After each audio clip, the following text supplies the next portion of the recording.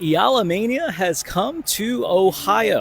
Eala's Cincinnati campaign comes to an end after getting defeated by the ninth seed Amanda Anisimova in 3 sets, 4-6, 6-4,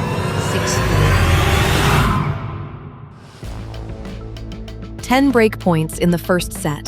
Eala saves 9. 4 in the second. Anisimova gets the one she needs. 3 in the third, and Anisimova converts every single one of them. That's the match. The whole match in just a few numbers. Because here's what the results feed is going to tell you. Anisimova defeats Alex 4-6, 6-4, 6-2. Clean. Top 10 player handles the breakout story in 3 sets, prints the win, moves on to the next round. That is not what happened in Cincinnati. What happened is that Alex walked onto center court at a WTA 1000 at night against the 10th ranked player in the world and won the first set. Not on a fluke. Not because Anisimova was spraying balls into the back wall for 40 minutes. Alex won that set while facing 10 break points and saving 9 of them. And she closed it out by breaking Anisimova in a game that lasted more than 20 minutes and went through 13 deuces. 13. Then she opens the third set, 2-love. 4 games away. 4 games from one of the biggest win of her career, on one of the biggest stages she's ever played on. But Alex lost. If the score is all you saw, you missed the story. And you almost certainly missed the reason this loss might end up mattering more than the win that came before it. Let's break it down. Alex gets a first-round bye, so Cincinnati actually starts for her against Elena-Gabriela Ruse in the round of 64. Ruse takes the opening game.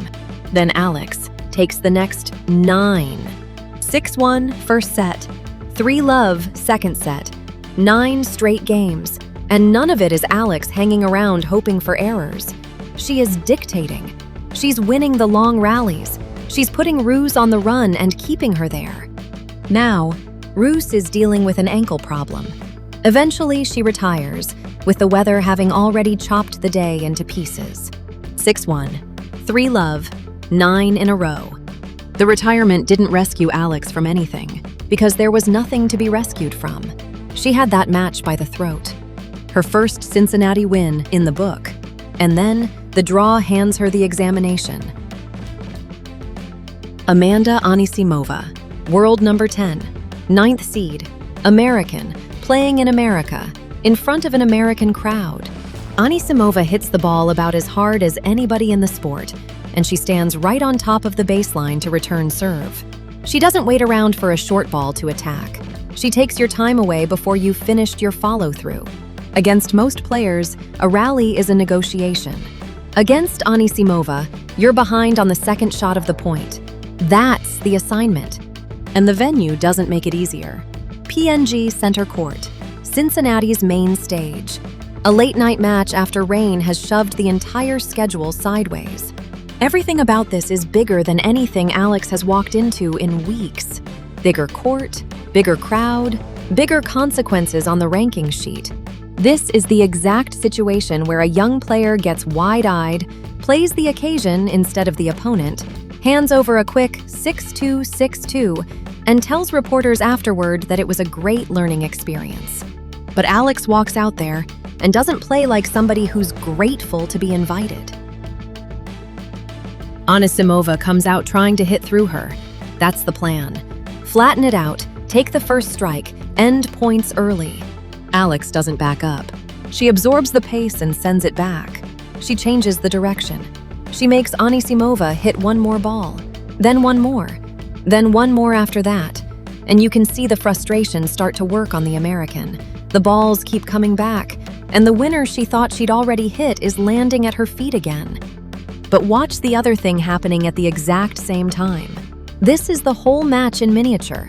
Even while Alex is playing terrific tennis, her serve is already under siege. This isn't something that shows up later. It's happening from the opening games.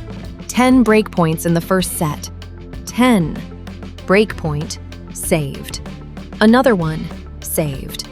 Another one on center court, against the 10th best player on the planet, with the crowd pulling for the other side. Saved. Anisimova keeps finding the door. Alex keeps slamming it. And then comes the game that tells you everything you need to know about this 21-year-old Filipina. Anisimova serving. 20-plus minutes. 13 deuces. Game point, break point, deuce.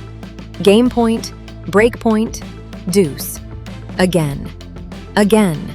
Again. Neither one of them will blink. Neither one will shorten a rally just to make it stop.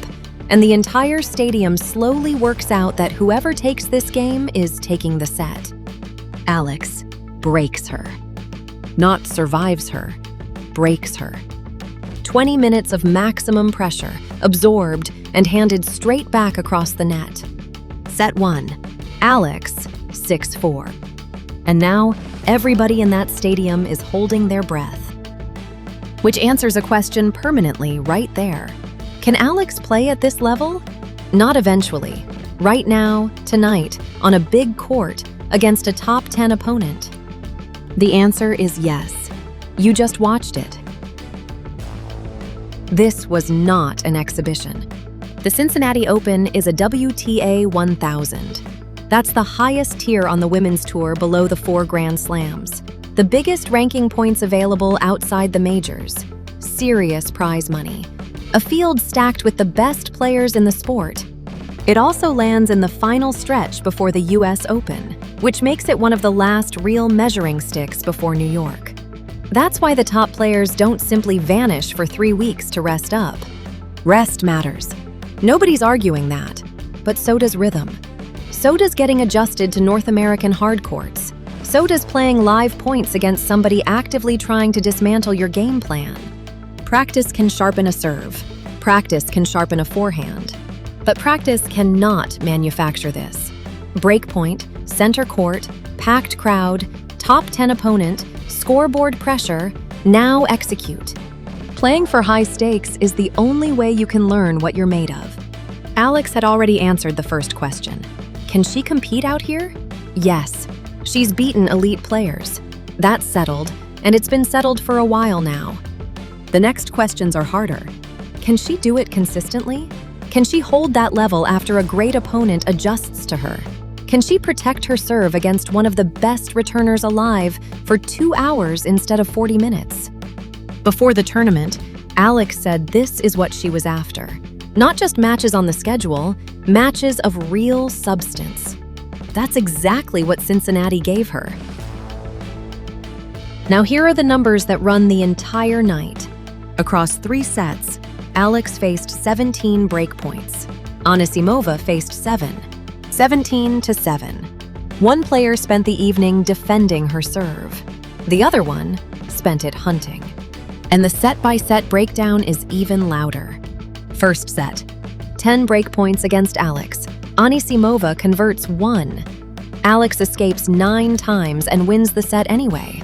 That is genuinely extraordinary. It's also a flashing red light, because nobody survives at that rate forever. Second set, 4 more chances. This time, Anisimova takes the one she needs. 6-4, 1 set all. Third set, 3 chances, 3 conversions. So, what does this mean? Anisimova didn't reinvent this match. There was no tactical revolution at the changeover. She had been getting looks at that serve since the opening game of the night, and the plan never changed once.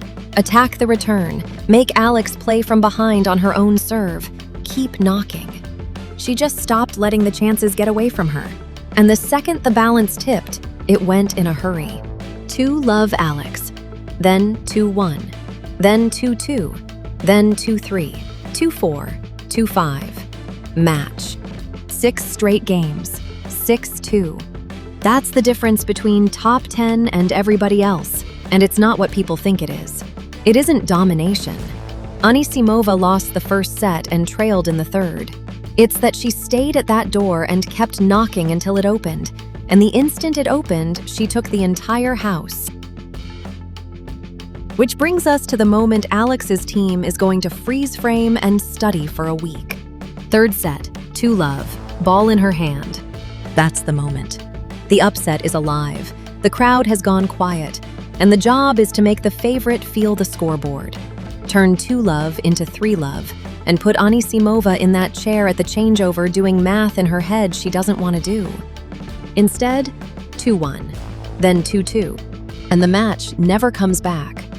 So, what actually broke? The serve, and not the speed of it. Alex is never going to be a 120-mile-an-hour server, and she doesn't need to be. That's not her game, and it never has been. The issue is control, location, variation, a first serve number that keeps the returner honest instead of letting her step in and take a free swing at a second ball. Look at the pattern, and it's right there in front of you. When that first serve isn't landing where she wants it, the second serve becomes the rally. And against a returner like Anisimova, the second serve becoming the rally means Anisimova gets the first big strike of the point. Every time. Alex starts on defense, scrambling to neutralize instead of dictating. Start enough points on defense, and you'll eventually lose one at 30-40. 10 looks in the first set. She survives. 4 in the second. The match tightens. 3 in the third. She survives none of them. That's not bad luck. That's a slow leak. And it went from 10 looks down to 3 because Anisimova kept getting better at making the ones she got count. Was there fatigue in it? Probably some. Anisimova also spent 90 minutes learning Alex's patterns, and by that third set, she had clearly stopped guessing on the return. But the main theme is the serve. It's the serve because the serve is the one thing on a tennis court that nobody else controls for you. And here's the encouraging part. These are margins now. Seriously, we're not talking about a canyon between Alex and elite tennis. We're talking about a handful of service points. One game at 2-love that goes the other way. One 20-minute stretch where the momentum turns and never turns back. That's the difference between competing with a top 10 player and beating one. So, did Eala Mania end in Cincinnati? Not a chance. And here's why. There's a difference between people watching an athlete because she's winning and people watching because they're invested in what happens next. The first one is fragile. One bad loss and the crowd goes looking for somebody else. The second one builds. Alex is moving into that second category, and this match is precisely why. She showed up in Cincinnati with attention already on her. She won her first match. Then she walked onto center court against a top 10 American, took a set off her, and pushed the whole thing into a deciding set with a lead. If the excitement only existed while she was winning, that loss snuffed it out. Instead, it hands fans something better than another routine victory. It hands them a benchmark. Now we know. She can take a set at this level. She can eat that much pressure and still be standing. She can build a lead in a third set against the 10th best player in the world. And now everybody wants the next step. Can she cut 10 break points faced down to 5? Can she turn 2-love into 3-love? Then 4-1? Then match point? Then the handshake at the net as the winner? That's how a following actually grows. Not because the athlete never loses, but because people get invested in the climb. And this climb just got much more interesting. Because Cincinnati was never the finish line. The US Open is what's waiting at the end of this hard court run, one of the biggest tournaments on the calendar, and the reason every one of these weeks exists. And Alex leaves Ohio with exactly what she asked for. Against Ruse, she got to impose her game. Big lead, total control, scoreboard entirely on her terms. Against Anisimova, she got the opposite of that. Center court, late night, a top 10 ball striker, relentless return pressure, 17 break points to defend, a 13 deuce battle, a set won, a decider reached, a lead built, and then the whole thing reversing in front of her. That's an enormous amount of information to carry into a grand slam. And nobody on that team has to guess at any of it, because they can go straight to the tape. Why 10 break points in a set she won? What was working while she saved 9 of them? What changed when Anisimova started converting? First serve percentage, placement, second serve quality, return position. Those are exactly the questions you want to be answering 2 weeks out from a major. And she should leave with confidence too, even losing. Because this wasn't 6-1, 6-1, she wasn't swept aside. She took the opening set. She survived enormous pressure to do it, and she forced a top 10 player to solve a problem. Anisimova had to be at her most ruthless to solve it. That's why Anisimova is in the top 10. But the lesson for Alex isn't that this level is out of reach. The lesson is that this level demands more, for longer. More protection on serve, more control under pressure, more resistance when the momentum turns, more ruthlessness when the opening finally shows up. So the scoreboard reads, Anisimova, 4-6, 6-4, 6-2, and she earned it. 3 break points in that third set, 3 breaks, 6 straight games. Done. But the question about Alex has changed permanently. We're not asking whether she can compete with the best anymore. We just watched her do it on the biggest stage in Cincy, against the 10th best player in the world. Now we're asking a much more interesting question. How long before one of these ends the other way? Cincinnati gave us the preview. Next stop, New York.